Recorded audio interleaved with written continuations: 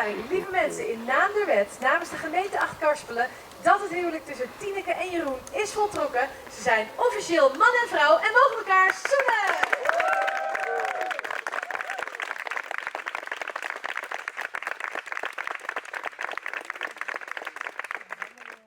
De eerste officiële trouwerij met een Frans gevoel tussen de wienranken in Twiesel.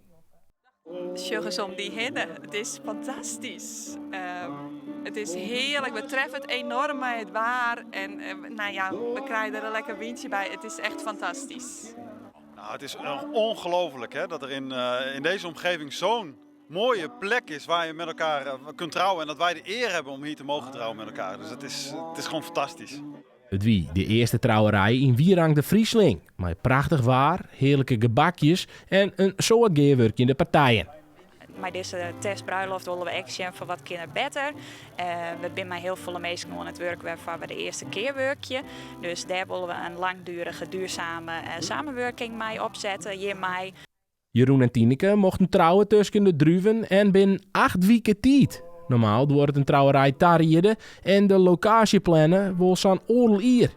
Ja, dit wil in een sneltreinvaart. Ja, klopt. Het is heel veel en je moet wel over veel dingen nadenken, maar het is ook gewoon een gigantische kans. Hè? Als je nou normaal denkt van oké, 1,5 jaar plannen en organiseren en dingen bedenken. En nu in 8 weken is het gewoon georganiseerd, geregeld.